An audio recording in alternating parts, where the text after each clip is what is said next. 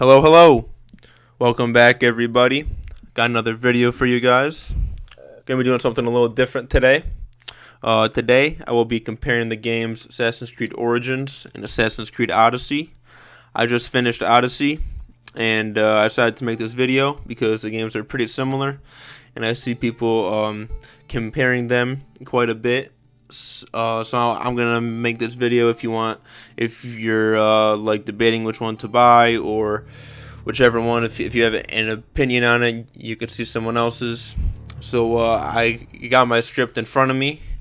I made a script. It took me days to make, but I'm gonna be reading off that, and I'm gonna try to make this video. So yeah, let's get right into it. The setting is arguably the most important part of an Assassin's Creed game. Assassin's Creed Origins takes place in ancient Egypt in 49 to 47 BC. It has locations such as Kyrenaica, Alexandria, Memphis, and Giza, with prominent historical figures such as Pharaoh Ptolemy VIII, Brutus, Cassius, Julius Caesar, and Cleopatra.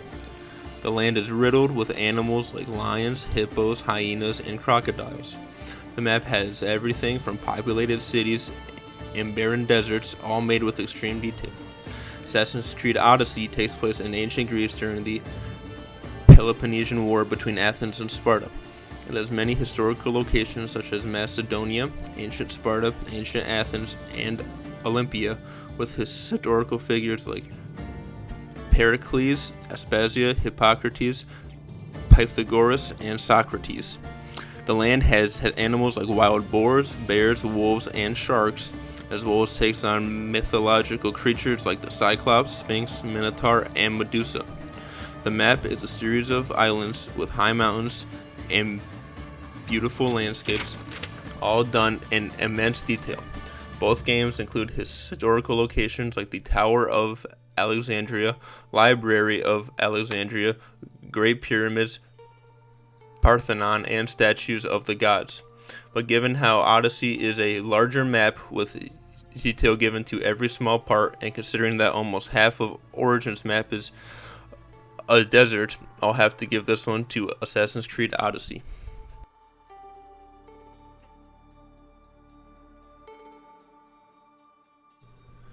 The combat in both these games is very similar, but have some very different mechanics. Both games have a dodge and parry system, and Origins uses a shield while Odyssey does not. The shield is very useful, and I don't know why it wasn't implemented in Assassin's Creed Odyssey. However, Odyssey has a variety of different abilities that help immensely, such as regenerating health in battle, setting weapons on fire, vanishing, and my favorite, the Sparta kick, which all use an adrenaline system. These are in addition to components already in Origins like a charged attack and overpower. All of these additions give Odyssey the advantage in this category.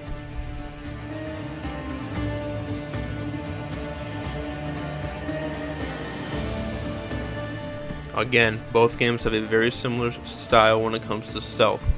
They have a stealth mode, cover when in bushes or other debris, and a whistle to lure in enemies. But Assassin's Creed Origins just seem more enjoyable in this category. Odyssey changed things by introducing a stealth attack as well as a standard assassination, which changed nothing except for holding down the button, which was just more of a hassle if anything.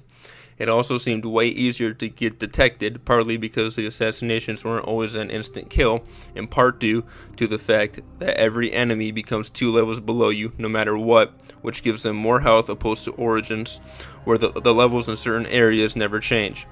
This may be for more of a challenge, but it was more frustrating than anything. Also, I found the bows to be much less effective in this aspect, as they rarely killed anyone unless you use the overpower ability, which takes most of your adrenaline, which you most likely need to do more assassinations. Odyssey did introduce the rush assassination ability, which is a ranged assassination that you can also chain to kill more than one enemy, but this takes adrenaline, like I said, and leaves you open to being spotted. Origins has a much simpler system that I believe works better in this aspect, so Origins wins in the stealth category.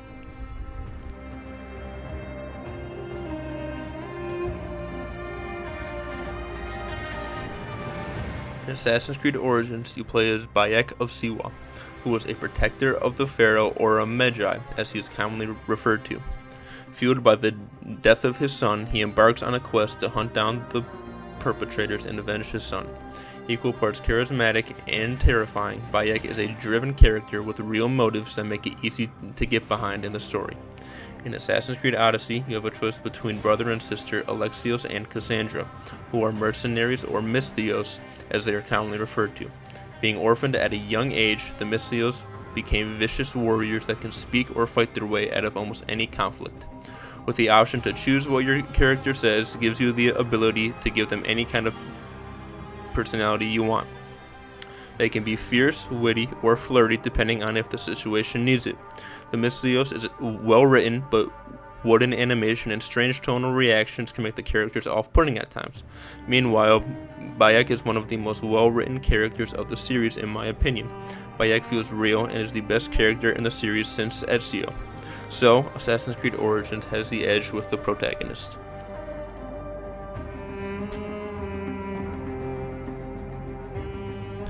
The story of Assassin's Creed Origins follows Bayek of Siwa as he hunts down the masked men responsible for causing him to inadvertently kill his son after he resisted using the Apple of Eden to open a vault for them. Together with his wife Aya, or Amunet as she later goes by, kill some of the men until they gain the attention of Cleopatra. She informs them that the masked men form the Order of Ancients, who seek to control all of Egypt by using Cleopatra's brother, Pharaoh Ptolemy VIII, as a puppet leader. Bayek hunts down more members until Cleopatra gains the support of Julius Caesar, and they reveal they were behind everything all along.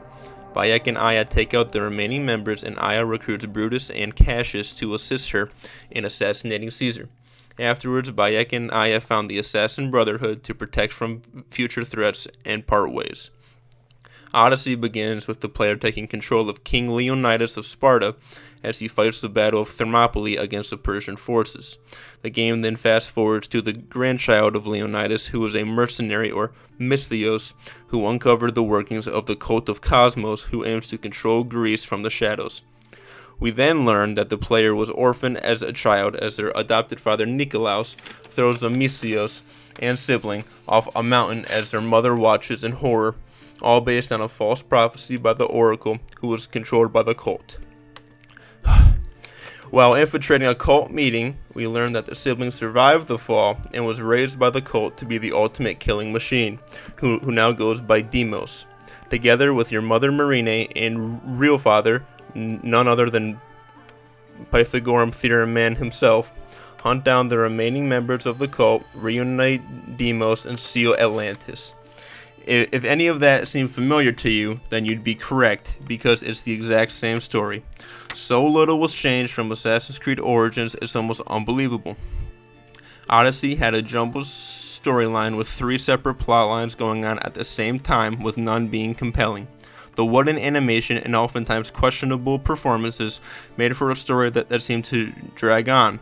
On the flip side, Origins had a compelling story and enemies that felt like enemies because they were each explored and impacted the environment of the game, while in Odyssey most of the cultists were just hollow beings of evil that felt more like obstacles rather than actual antagonists. I felt connected to the story in Assassin's Creed Origins while feeling the opposite in Assassin's Creed Odyssey. So for those reasons, Assassin's Creed Origins has the better story.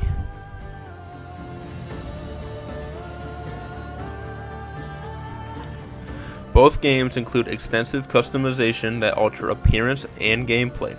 They include weapons such as bows, swords, spears, daggers, and staffs, among others. Origins also has shields with many varieties, as well as 4 different types of bows, with 2 bows able to be equipped, with the variety being quick, hunter, warrior, and predator bows. Origins continues with the standard Assassin's Creed outfit style, with many different outfits able to be unlocked, with armor and hidden blade upgrades available through crafting with materials found in the world. Both games rank items from common, rare, epic, and legendary. Odyssey takes the customization up a level, with the removal of outfits giving you the ability to customize every article of clothing from head to toe. Odyssey also gives you the ability to give any item the appearance of another item you have unlocked, such as making any spear a trident or any helmet a hood. There are also engravings able to be put on items that are unlocked as you level up that enhance the item behind a standard upgrade. The ability tree also gets significantly changed, with base abilities and mastery abilities and new abilities not available in Origins. The horse customization is relatively unchanged, and I will touch on the ship content later because there's nothing to compare it to. But for overall customization, Odyssey is the winner.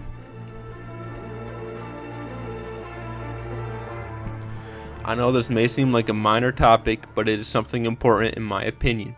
Origins has a simple but effective system that involves bounty hunters known as Phylakes. Each are different levels and patrol different areas of the map. They are only alerted through fires in military camps or by direct contact. There are only a handful of them, and they provide a fun challenge while not being too overpowering. There is also a great outfit that you are rewarded with after defeating all of them. Odyssey, however, has a completely different system. It is similar to Red Dead Redemption 2 or Grand Theft Auto in the fact that it is different levels that increase based on what you do. Gaining a bounty comes from pretty much everything that you can do in the game, including looting, assassinating, and sinking a ship that attacked you first. They are also able to track you as soon as you gain a bounty every time you get into a fight. I hate this more than anything in the game. It makes playing the game a punishment. I remember in one case I had to travel 1,000 meters in my ship, which takes about 1 minute with no interruptions, but it took 15 minutes because I got 2 stars after sinking ships required for the mission. On top of that, the rewards are mostly below level items that I would never use. You rank up with a tier system that gives pretty pointless rewards except for the horse skin that you get at the end, and the top mercenary is a cultist that couldn't even keep them separate from each other. And about halfway through, I got enough money to just pay it off as soon as I got it, so it was more of a minor annoyance instead of an actual gameplay element. But anyway, obviously Origins is better, but you probably already guessed that.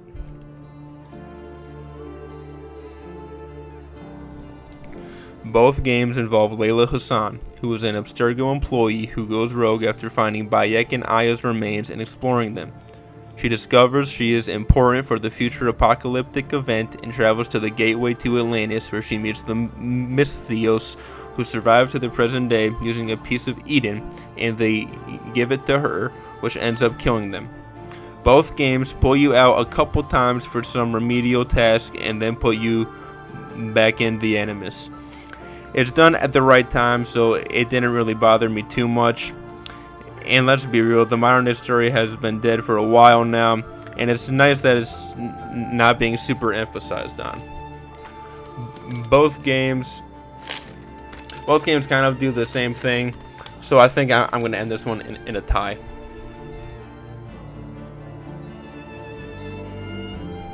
This section will cover all of the other elements of the game that I didn't cover earlier.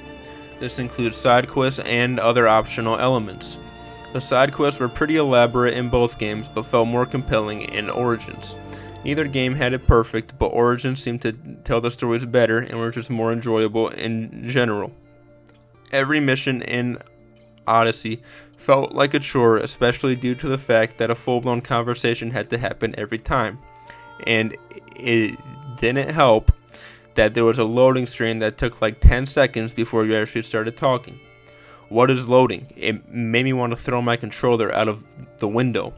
One thing Odyssey does do with them that is interesting is making some missions involve the question marks. For example, raiding caves and bandit camps, which are already available but provide extra rewards, which was a nice addition. Also, in Odyssey, there is no more fall damage after a certain level, which does negate some of the realism factor, but is really helpful, especially with all of the elevated locations. It was also just really fun to jump from super high up and land like nothing happened. Odyssey also has a ship like in Black Flag, which you can use to navigate the large bodies of water in between islands. There is extensive customization, such as you changing your crew. You can make your crew consist of almost naked women, which I'll admit I was skeptical about how they would do when boarding a ship filled with heavily armed and trained soldiers, but they held their own. I gotta give it to them. Other than that, the ship wasn't really super important.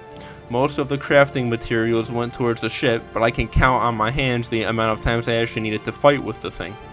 It was mostly just used for moving from place to place. Odyssey also tries to sell you on how choices influenced the game, but the only choice that really had any impact was whether you killed your stepdad or not, and all it really affected was if he ate dinner with you at the end of the game or not. The other choices basically decide whether you want to be a complete dickhead or not, and that really has no effect later on. It isn't like Red Dead Redemption 2 or Dishonored, where your choices visibly impact the world around you. Here, you can kill them or not kill them, and it doesn't really matter. Also, the saves in Assassin's Creed Odyssey were totally broken. They introduced manual saves, but you can't use them in restricted areas or really anywhere else important. I didn't die many times, but when I did, it was annoying having to go back super far every time because the game didn't save. The world just felt way more alive in Origins as well. The tomb raiding was fun, and each tomb felt unique, with legitimate challenges in it, while Odyssey just kind of had the same boring design. And even though the game was half desert, it felt alive with little secrets and mirages that happened spontaneously. There were also the stargazing activities to complete that Bayek did with his dead son, and gave you an insane outfit. Odyssey didn't have anything like that, and after I completed the main story, I didn't really have any incentive to keep playing. This section definitely goes to Assassin's Creed Origins.